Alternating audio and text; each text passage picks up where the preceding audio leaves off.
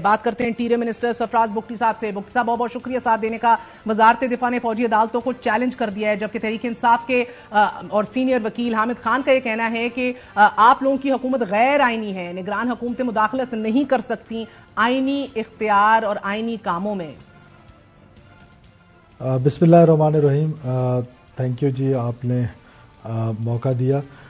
देखिए, जो भी हमारा कॉन्स्टिट्यूशनल राइट है और हम एक कॉन्स्टिट्यूशन के तहत एक ओथ लेकर गवर्नमेंट में आए हैं, एक वर्डिक्ट हुकूमत के खिलाफ आया और पार्लियामेंट के डिसीजन के खिलाफ आया। अगर हम उसमें, क्योंकि ये टाइम बार्ड होता है, और अगर हम उसमें अपील ना लेते तो कल यकीनन इस पर भी क्रिटिसिज्म होती। तो हमने यही फैसला किया है कि इस पर एक नजरसानी अपील की जाए और फिर वो सुप्रीम कोर्ट ही जा रहे हैं ना, कहीं और तो नहीं जा रहे। सुप्रीम कोर्ट जो है वो फैसला करेगी कि जो भी उसमें हमारी नजरसानी अपीलें हैं। मेरा ख्याल है कि कॉन्स्टिट्यूशन ने ही उसके तहत ही ओथ लेकर हम आए हैं। अब इलेक्शन कराना पिछली हुकूमत ने, आपको पता है कि पिछली पार्लियामेंट ने ये अख्तियार दिया था केयरटेकर गवर्नमेंट को और इलेक्शन कमीशन को कि वो पहले डिलिमिटेशंस कर लें और डिलिमिटेशंस के बाद फिर इलेक्शन करें। डिलिमिटेशंस भी कॉन्स्टिट्यूशन का हिस्सा है और इलेक्शन भी कॉन्स्टिट्यूशन का हिस्सा है। तो दोनों चीजें कॉन्स्टिट्यूशन के तहत हो रही हैं। ये हामिद खान साहब का पर्सनल व्यू है। डिसएग्रीमेंट के अलावा मेरे पास कोई और आर्गूमेंट तो है नहीं कि उनको मैं, जो बुजुर्ग हैं, बड़े हैं, मुनासिब भी नहीं है कोई रिबटल करना। ठीक है। और बुगटी साहब, क्योंकि 5 रुकनी बेंच ने यह फैसला दिया कि सिविलियंस जो बुक्ड हैं 9 और 10 मई के वाकयात में, उनकी ट्रायल्स जो हैं ऑर्डिनरी क्रिमिनल लॉज के तहत होने चाहिए, यू थिंक नॉट? देखिए, जब मिलिट्री इंस्टॉलेशंस पे अटैक होगा और पाकिस्तान के खिलाफ एक सीरियस किस्म की साजिश की गई 9 मई को, तो हम समझते हैं कि जब सिविलियन ट्रायल होता है, एक तो बड़ा डिले होता है और दूसरा फिर ये होता है कि वहां पर हमने नहीं देखा कि प्रोसिक्यूशन जो है वो इतनी मजबूत है हमारी कि वहां पर उन मुजरिमों को या मुल्जिमान को सजाएं दिलाई जा सकें।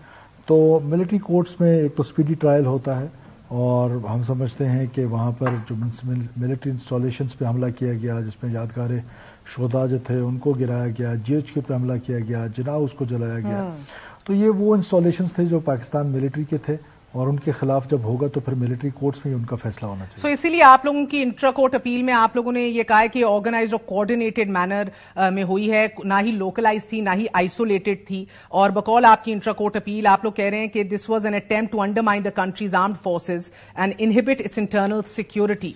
सर, गो के इसके अंदर आप लोगों ने उसको टेक्निकली भी चैलेंज किया है कि आपका सुप्रीम कोर्ट का प्रैक्टिस एंड प्रोसीजर एक्ट जो है अब वो कॉन्स्टिट्यूशन वैलिडिटी इख्तियार कर गया है और उसके तहत ये जो बेंच बना था वो कोराम नॉन जुडिस विदाउट जुरिसडिक्शन है, तो इसको रद्द कर दिया जाए। लेकिन अब ये अपील सुनी जाएगी, व्हाटएवर द डिसीजन।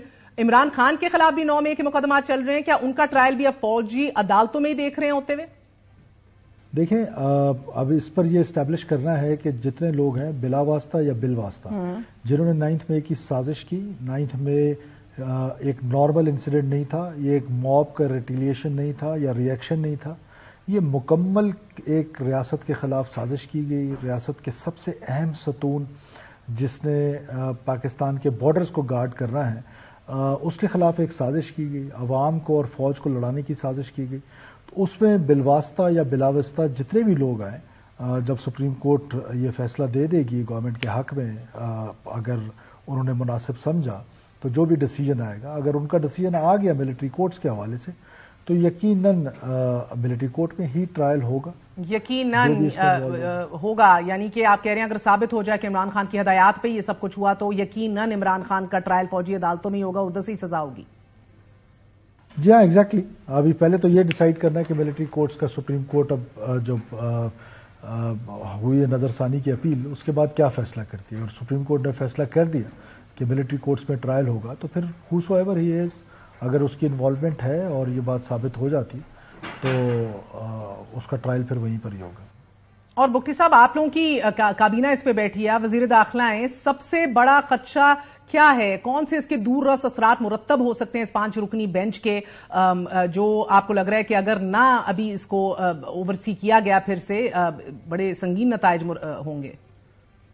जो हमारी मिलिट्री के इदारे हैं, उसमें नेवी है, एयरफोर्स है या और मिलिट्री इंटेलिजेंस है या इस तरह के और इदारे हैं, یہ بڑے سینسٹیو طریقے سے ود ان انسٹیٹیوشنز کام ہوتا ہے، اور آپ کو پتہ ہے کہ یہ کتنا سینسٹیو کام ہے. جب آپ اس طرح کا لا ہی اڑا دیں گے تو جو لوگ ود ان دیز انسٹیٹیوشنز کام کر رہے ہیں اور خدا نخواستہ کوئی میل پریکٹس کر رہے ہیں تو ظاہر ہے اس کو بھی اس کا ایج تو ملے گا.